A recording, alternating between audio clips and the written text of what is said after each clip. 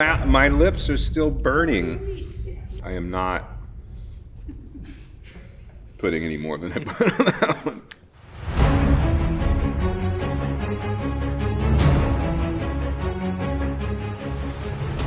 What's up, everybody? For Poster Club, I'm Owen Burris, and you're watching Warm Ones. It's the show with warm questions and even warmer wings. Today, I'm joined by Mr. Gardner. Hello, everyone. He's been working here at Westfield High School as a math teacher for 4 years, before which he served in the Navy as a submarine officer for 8 years.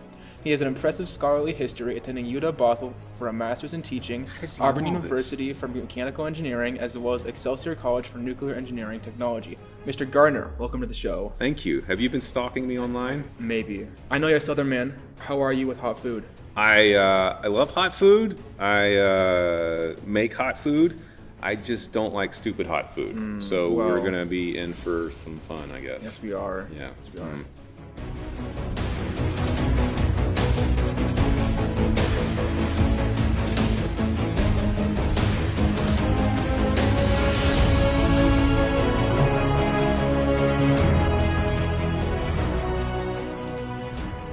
All right, the first hot sauce we have, Supernova hot sauce. It's the least spicy out of all of them. Yet it's named Supernova. Ready? I'm ready. Cheers. Cheers.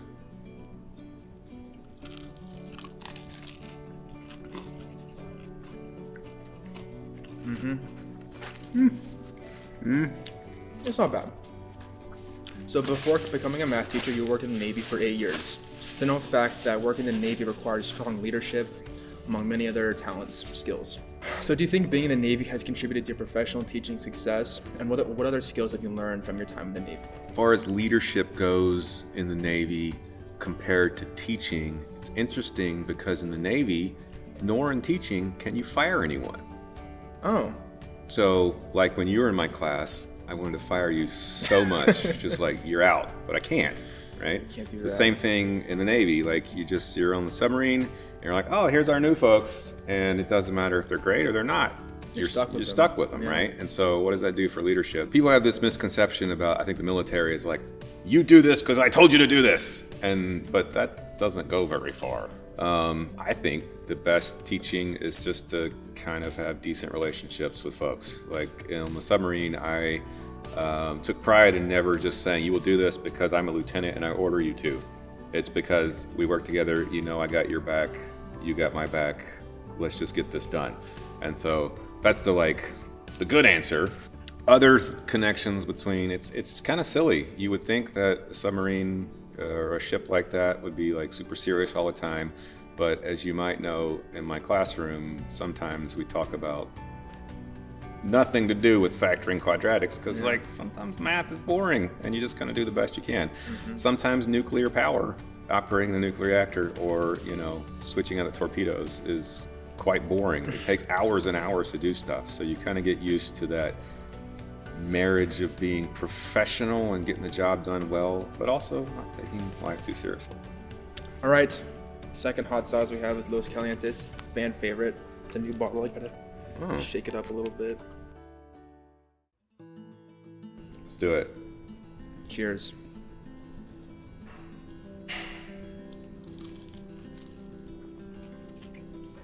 I'm a little worried that that's the second one because that's hot, but not unfriendly hot. No, it's good. Nice and pleasant. Yeah. So after working in the Navy, your first job was working in a high-rise in New York City. So from what I've heard, you had an encounter with SEAL Team 6. Yep. So after I got out of the Navy, I worked in Manhattan, New York City, for about a year. And I was kind of like the mayor, kind of like Mr. Elvig, Miss Carroll's job, the assistant principal of the skyscraper, right? This big building. My boss's bosses called me and said, hey, you speak Navy, right? I'm like, sure, I just got out of the Navy. He's like, well, we got some Navy folks that want to do some training in this building. And so I'm like, okay. So I started calling this guy who was a warrant officer, which is kind of a big deal. And I set up all the paperwork and everything to get them to the building. They needed our elevator. And so they set up a fake bomb on top of the elevator. And they said, go. And so what that meant is they made a phone call to the NYPD saying like, "Ooh, we found a bomb." It's the training. Nothing's real, right? This is training. So the NYPD says, "Oh gosh, it's called the bomb squad." The bomb squad shows up. They look on top of the elevator like, "Oh gosh, this is too complicated. We don't know what to do." So they call the FBI. The FBI is like, "Well, we've got this special team down in Virginia that deploys to this." And so they pick up the other phone. These are what kind of phones? I don't know. Super secret military phones. And call this team in Norfolk, Virginia. And they are there in under an hour. And all of a sudden, these team of like 12 guys jump out of this van, and they're all kind of in like plain clothes, and they look like they've been working out for the past 4 years straight. And they're like, "Where's the problem, sir?" And I'm the guy in the suit, I'm like, "Oh, this is cool." I have no idea they're Navy SEALs at this point. I just know they're people from Virginia, and I set this up with the Navy. They show up, and they're like, "Hey, sir, where's the problem at?" I'm like, "Oh, cool." And I'm like, "It's on the 44th floor. Let me show you to the service elevator." They're like, No, we're taking the stairs." And these guys have these huge packs on, all this gear, and I'm like, "Okay." They were like, "In the real thing, you would shut down the elevators, right?" I'm like, "Yeah, I guess you're right." So they hump up 44 flights of stairs wearing these big things, and then I meet them up there. I take the elevator, of course, right? And they're like, "Yeah," when they get out, because like, "I wish we could have gone all the way to the top, like the 60th floor, because that wasn't enough." To me, it's cool to know that the police departments and the FBI, they're all interconnected. If something like that would happen in Seattle, I guarantee you they have the ability to get the specialists there. That's what they do. The elevator opens up, the floor above it opens up, the floor above it opens up, and they rappel down the elevator shaft. I'm talking like Mission Impossible style, like upside down with these things. And they all have GoPros on. And they give me an iPad so I can watch everything they're seeing. They're like zzz, down the elevator shaft on top of it, and I can see them defusing this bomb on top of this. It's not a real bomb; it's a fake bomb, training bomb. They get done. I'm like, "Oh, this is so cool. Who are these guys?" And I keep hearing these names like Master Chief, Commander, Lieutenant. I'm like, these are Navy SEALs. These are got to be Navy SEALs.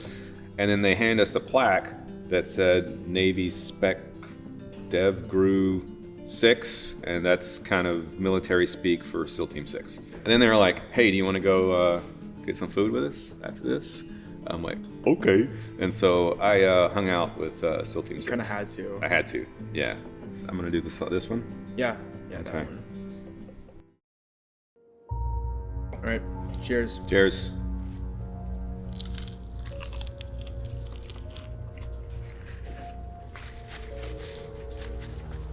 Oh, it's bad, but This not. is when it starts. This is when it starts to go uphill. It's bad, but not quite as bad as. Okay. For this next question, we got a special guest. They sent us something to ask you. Hello, Mr. Gardner. I have a question. What animal do you identify with as your spirit animal? Pause for answer. My spirit animal is a marmot. If you said anything besides a Labrador Retriever, your answer was wrong. Now that you know your spirit animal is a Labrador Retriever, can you tell me why you identify with a Labrador Retriever? Because I'm friendly and loyal and what was that? Huh? Oh, because I'm easily distracted and I'm too excited about stupid things. But I like marmot because I do a good marmot impersonation. I don't even know what a marmot is. That's it. That's the marmot impersonation. Yeah, pretty good marmot. But Yeah. I guess I'm a Labrador Retriever, so. Both. You're both. Next sauce here, Hellfire hot sauce. Cheers. All right, cheers.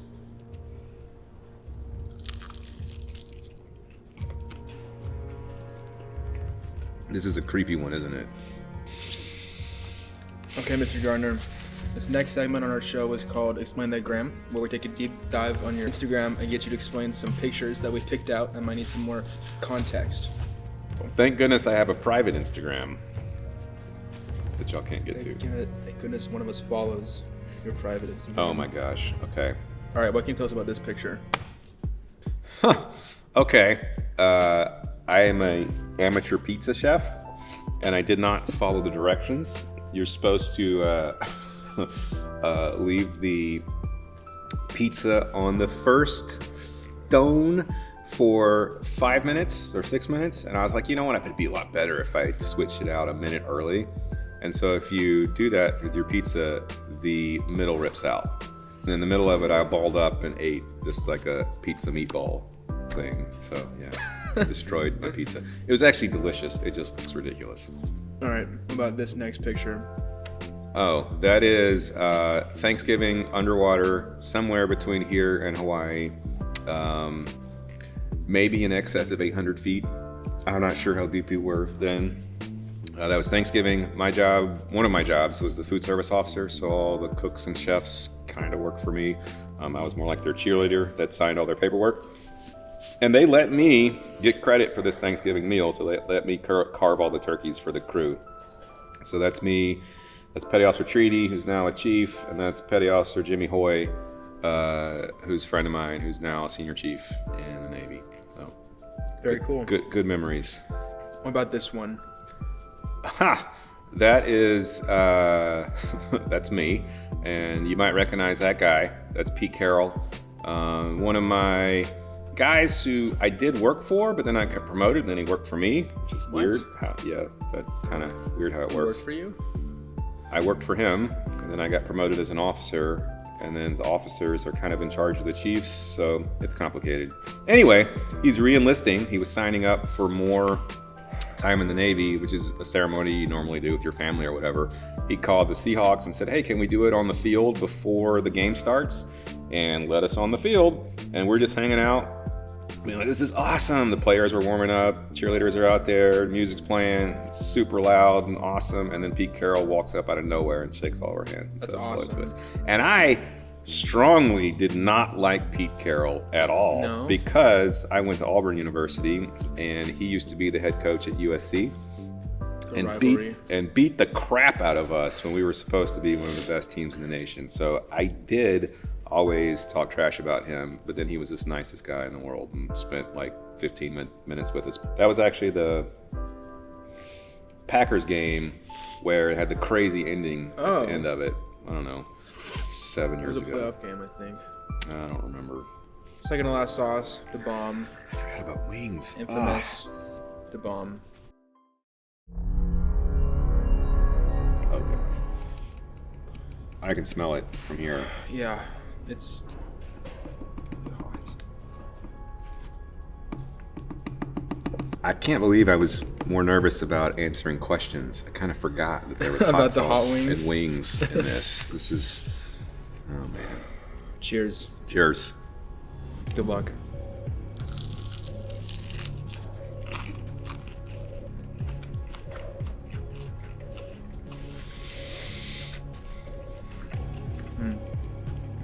So many people may not know this, but you've actually lived in the South for the majority of your life. But now that you live in the beautiful Pacific Northwest, what are some major cultural or geographical differences, or any difference really, that you've noticed between the two? The South, the difference. Well, the obvious thing is the weather. It's kind of the same and different. There's like 2 seasons here where we have rainy and 50 degrees, and then we have an amazing summer. 2.5 months of amazing. The South is 2 seasons. We have stupid hot and humid, which is basically from May all the way until October. And then you have kind of a mild winter where it's like 50 degrees, same thing. So that's kind of, most people talk about the weather. I should be using my Southern accent when I'm talking about this. So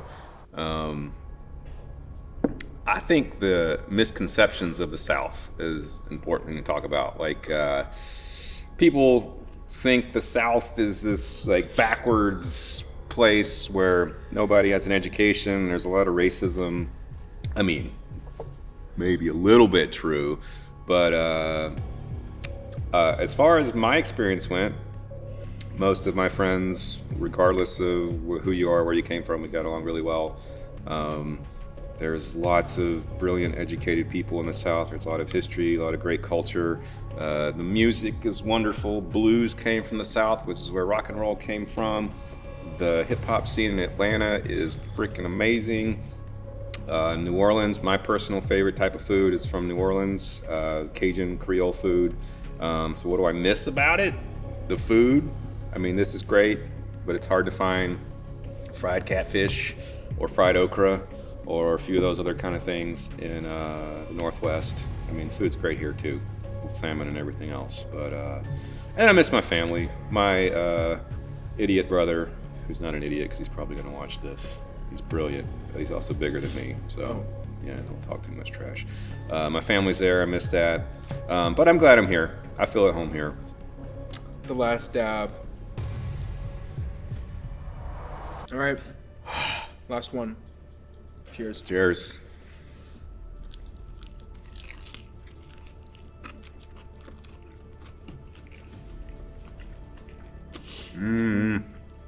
Okay, it's not as bad as the last one, but No. it's not good. No, it's not good. So going back to the topic of the Navy, so one factor on school that you love to tell students about your time. Miss Matthews can confirm that I never talk about the Navy. Yes, The I Navy? was. You were in the Navy? Yeah, I know I was in the Navy. Yes, for 8 years, on a submarine too. But for the students that haven't had the pleasure of being in your class, Okay. could you tell us your most interesting story from your time? The two most memorable things. The first one is just cool. So there's a periscope. We're in the middle of the Pacific Ocean, middle of nowhere. There's not land for hundreds of miles in any direction. Middle of the night, and we go up to periscope depth, which means the periscope's sticking out of the water, and I'm the person on the periscope. And I have never seen the ocean this calm. It is glass, and there is not a cloud in the sky. So it is nothing but stars from horizon to horizon all the way around you. And when you're looking through the periscope, you can't tell where the stars stop and the ocean begins, because it really feels like you're floating in space. So it's kind of hard to describe, but imagine yourself floating in space. You look up, you see stars, you look down, you see stars. So the periscope works like that. You can look up, you can look down, you spin around or whatever. And I'm like, oh my gosh, this is the coolest thing I've ever seen. But we started waking people up. We're like, get up, you gotta come check this out, because half the crew is asleep in the middle of the night.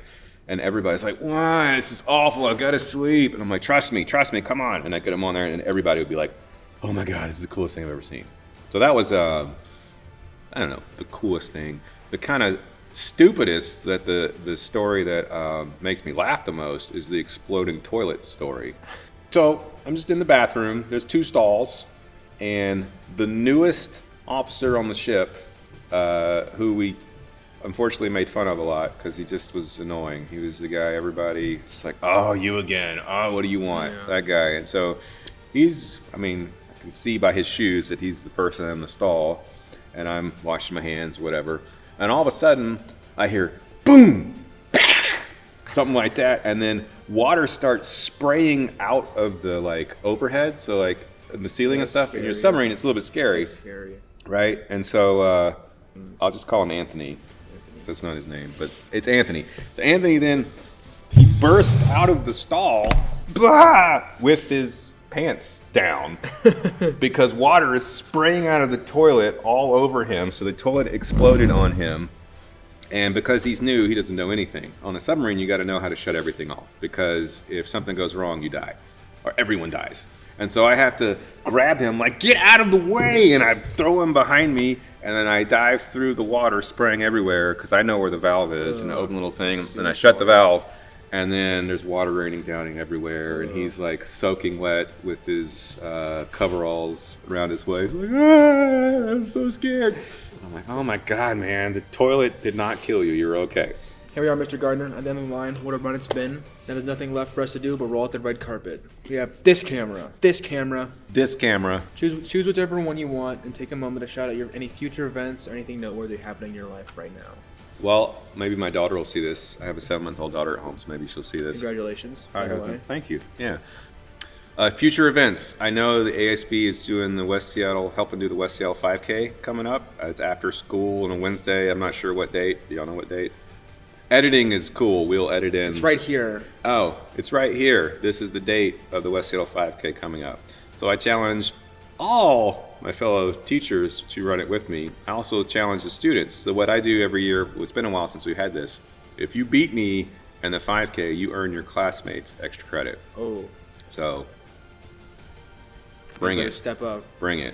I'm also assistant golf coach, so if any of y'all want to play golf, contact me and I'll help you get set up because we do some summer sports with that too. So I think that's it. Finish the year strong. Hooray!